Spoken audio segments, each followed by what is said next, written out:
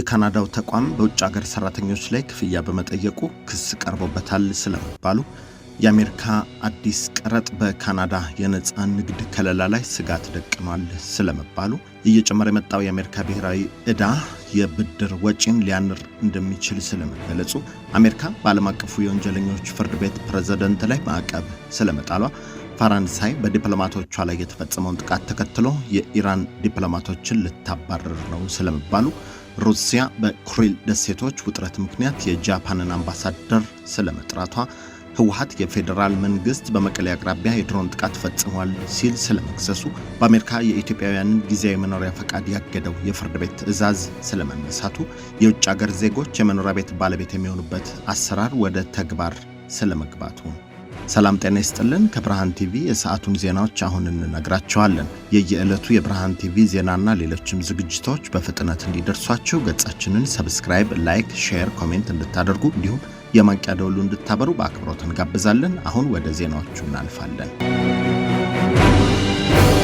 ሳስካቹዋን የሚገኝ የንግድ ተቋም በውጭ ሀገር ሰራተኞች ላይ ህገወጥ ክፍያ በመጠየቁ ክስ ቀርቦበታል። የሳስካቹዋን ግዛት ውስጥ የሚገኝ አንድ የንግድ ተቋም የውጭ ሀገር ዜጋ የሆኑ ሰራተኞችን የመቀጠር ዕድል ለመስጠት በሚል ህገወጥ ክፍያ እንዲፈጽሙ አድርጓል በሚል ክስ እንደቀረበበት ነው የተነገረው። በቀረበው አቤቱታ መሰረት ተቋሙ ሰራተኞቹ የስራ ፈቃድና የቅጥር ዕድል እንዲያገኙ ለማስቻል ከፍተኛ ገንዘብ እንዲከፍሉ የጠየቀ ሲሆን ይህም የካናዳን የሰራተኞች መብትና የስራ ህግ የሚጥስ መሆኑ ተመላክቷል። የግዛቲቱ የሰራተኞች መብት ተከራካሪዎችና ባለስልጣናት ድርጊቱን አውግዘው የውጭ ሀገር ሰራተኞችን ብዝበዛ የመከላከልና በጉዳዩ ላይ ዝርዝር ህጋዊ ምርመራ የማካሄድ ሂደት ላይ መግባታቸውን ገልጸዋል። የአሜሪካ አዲስ ቀረጥ በካናዳ የነፃ ንግድ ከለላ ላይ ስጋት ስለመደቀኑ ተነግሯል። የአሜሪካው ፕሬዝዳንት ዶናልድ ትራምፕ በካናዳ ወደ አሜሪካ የሚገቡ ምርቶች ላይ ለመጣል ያቀዱት አዲስ የ50 በመቶ ቀረጥ በካናዳ አሜሪካና ሜክሲኮ የነፃ ንግድ ስምምነት ወይም ኩስማ ከለላ ላይ ከፍተኛ ስጋት መደቀኑን የኢንዱስትሪ ተቋማት ማስጠንቀቃቸውን ግሎባል ኒውስ ዘግቧል። የካናዳ ነፃ የንግድ ተቋማት ፌዴሬሽንና የካናዳ የአምራቾች ማህበር በጋራ በሰጡት መግለጫ ቀረጡ በ28 ቢሊዮን ዶላር ግምት ባላቸው የካናዳ ምርቶች ላይ እንደሚጣልና ይህም ከዚህ ቀደም አገሪቱ በንግድ ስምምነቱ ታገኝ የነበረችውን የነፃ ንግድ ዕድል የሚያዳክም ነው ብለዋል። አዲሱ ቀረጥ በተለይም በአነስተኛና መካከለኛ አምራች ኩባንያዎች ላይ ከፍተኛ ገቢ የማጣትና የስራ ዕድል ቅነሳን እንደሚያስከትል፣ የንግድ ድርድሩ ስምምነት ላይ ካልተደረሰበትም የሁለቱ ሀገራት የንግድ ትስስር ላይ ዘላቂ ጉዳት እንደሚያስከትል ተመላክቷል። ከዚሁ ጋር በተያያዘ የአሜሪካና የካናዳ የንግድ ተደራዳሪዎች አዲሱ የቀረጥ ጊዜ ገደብ ከመጠናቀቁ በፊት እንደገና ሊወያዩ መሆኑ ተሰምቷል።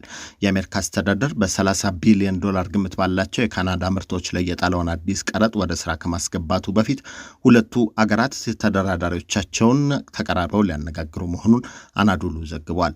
በዚህ መሰረት የካናዳዊ ንግድ ሚኒስትር ዶሚኒክ ለብላንክ ከአሜሪካዊ የንግድ ተወካይ ጄምሰን ግሪር ጋር ይወያያሉ ተብሎ ይጠበቃል። የካናዳው ጠቅላይ ሚኒስትር ማርክ ካርኔ እና የፕሬዝዳንት ዶናልድ ትራምፕ የስልክ ንግግርም ሊከተል እንደሚችል ተመላክቷል። አሜሪካ በእንጨት በወረቀትና ሌሎችም የካናዳ ምርቶች ላይ እስከ 50 በመቶ የሚደርስ ቀረጥ ለመጣል የቀጠረችው ጊዜ ከመጠናቀቁ በፊት ስምምነት ላይ ካልተደረሰ ውሳኔው በተግባር ላይ እንደሚውል ተገልጿል። እየጨመረ የመጣው የአሜሪካ ብሔራዊ ዕዳ የቤተሰብና የንግድ ተቋማትን የብድር ወጪ ሊያንር እንደሚችል ተገልጿል። የአሜሪካ መንግስት እየጨመረ የመጣው ከፍተኛ ብሔራዊ ዕዳ የወለድ ምጣኔዎችን በማናር የቤተሰቦችና የንግድ ተቋማትን የብድር ወጪ ሊያንረው እንደሚችል ተነግሯል። የኢኮኖሚ ባለሙያዎች እንደሚሉት መንግስት የበጀት ጉድለቱን ለመሸፈን በሚያወጣቸው የመንግስት የብድር ሰነዶች ወይም ትሬጀሪ ቦንድስ ቁጥር መጨመር የወለድ ተመኖችን እንዲያድግ በማድረግ ላይ ይገኛል። ይህም የቤት መግዣ፣ ሞርጌጅ፣ የኮርፖሬት ብድሮችና የዕለት ተዕለት የብድር አገልግሎትን ወጪ በመጨመር በአጠቃላይ በአገሪቱ የኢኮኖሚ እንቅስቃሴና በዜጎች የመግዛት አቅም ላይ ጫና እያሳደረ መሆኑ ተመላክቷል። አሜሪካ በዓለም አቀፉ የወንጀለኞች ፍርድ ቤት ፕሬዝዳንት ላይ ማዕቀብ መጣሏ ተሰምቷል። የአሜሪካ መንግስት በዓለም አቀፉ የወንጀለኞች ፍርድ ቤት ICC ፕሬዝዳንት ቶሞካ አካኔ እና በሌሎችም የፍርድ ቤቱ ከፍተኛ ባለስልጣናት ላይ ማዕቀብ መጣሉ ነው የተነገረው። የአሜሪካ የውጭ ጉዳይ መስሪያ ቤት እንዳስታወቀው ማዕቀቡ የተጣለው ፍርድ ቤቱ በአሜሪካና በእስራኤል ባለስልጣናት ላይ የሚያካሄደው ምርመራና የእስር አዋጅ ይፋ ማድረጉን ተከትሎ ነው። በውሳኔው መሰረት የባለስልጣናቱ በአሜሪካ የሚገኙ ንብረቶች ሲታገዱ ወደ አሜሪካ እንዳይገቡም የእስርና የቪዛ እገዳ የተጣለባቸው መሆኑ ተመላክቷል።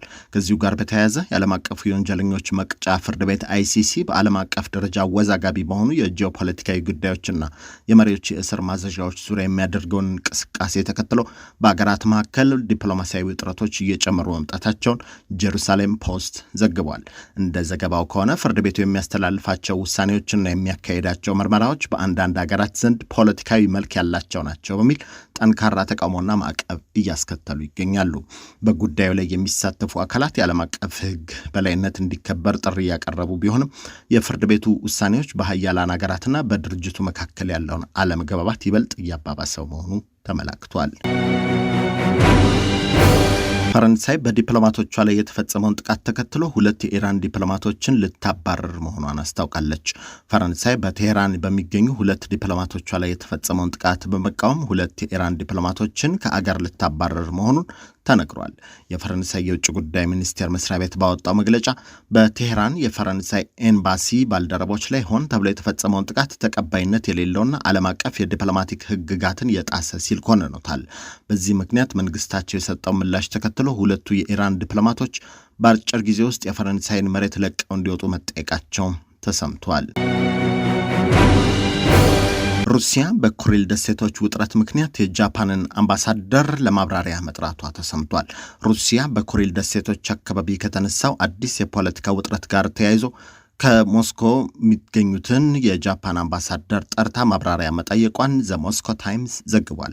የሩሲያ የውጭ ጉዳይ ሚኒስቴር መስሪያ ቤት እንደገለጸው ውጥረቱ የተባባሰው ጃፓን በደሴቶቹ አቅራቢያ የምታካሄደውን እንቅስቃሴና የምታወጣቸውን መግለጫዎች ተከትሎ ሲሆን ድርጊቱ የአገሪቱን ቀጠናዊ ደህንነት የሚጋፋ ነው ሲል የሩሲያ መንግስት ኮንኗል። በሁለቱ ሀገራት መካከል ከሁለተኛው ዓለም ጦርነት ወዲህ እልባት ያላገኘው የደሴቶቹ ይገባኛል ጥያቄ ዳግም ማገርሸቱ ሲነገር ሞስኮ ለጃፓን አምባሳደር የጽኑ ተቃውሞ ደብዳቤ ማስረከቧ ተነግሯል። ህወሓት የፌዴራል መንግስት መቀሌ አቅራቢያ የድሮን ጥቃት ፈጽሟል ሲል ከሷል። የኢትዮጵያ ፌዴራል መንግስት ከመቀሌ ከተማ አቅራቢያ የድሮን ጥቃት ፈጽሞብናል ሲሉ ህወሓት መራሹ የትግራይ ክልል ባለስልጣናት መክሰሳቸውን AFP ዘግቧል።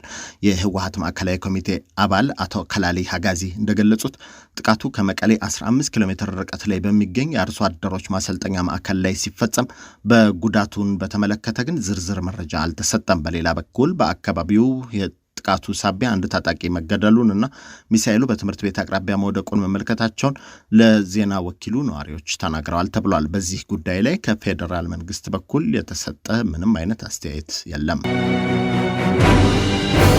በአሜሪካ የኢትዮጵያውያንን ጊዜያዊ መኖሪያ ፈቃድ ያገደው የፍርድ ቤት ትዕዛዝ መነሳቱ ተሰምቷል። በአሜሪካ ቦስተን የሚገኘው የፌዴራል ፍርድ ቤት የትራምፕ አስተዳደር ለኢትዮጵያውያን ተሰጥቶ የነበረውን ጊዜያዊ መኖሪያና የስራ ፈቃድ እንዲያቋረጥ ጥሎት የነበረውን የፍርድ ቤት እገዳ ማንሳቱን ሮይተርስ ዘግቧል።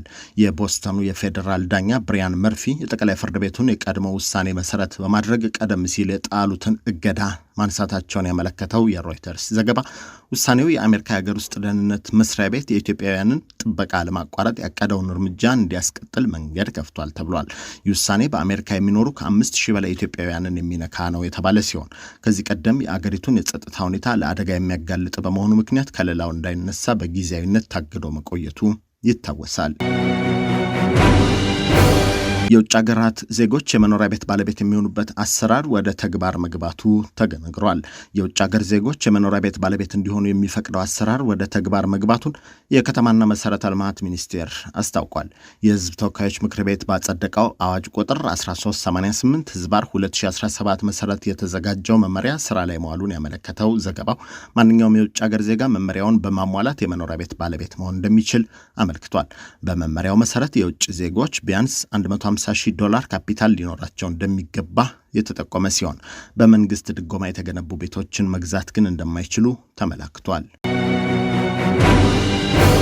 እነኚህን ዜናዎች ከብርሃን ቲቪ ነገርናችሁ። የየዕለት የብርሃን ቲቪ ዜናና ሌሎችም ዝግጅቶች በፍጥነት እንዲደርሷችሁ ገጻችንን ሰብስክራይብ፣ ላይክ፣ ሼር፣ ኮሜንት እንዲሁም የማንቂያ ደውሉ እንድታበሩ በአክብሮት እንጋብዛለን። ጤና ይስጥልን።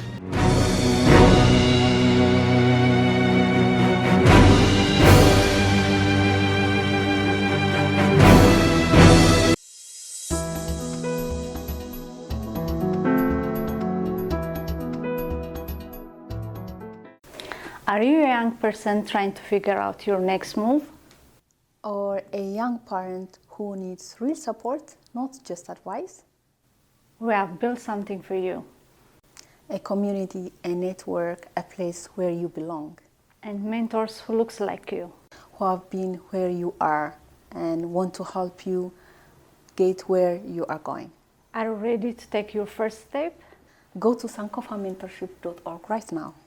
Hit the Get Involved button and you can become a mentee, become a mentor, or involve as a volunteer. And let's build your future together. See you inside!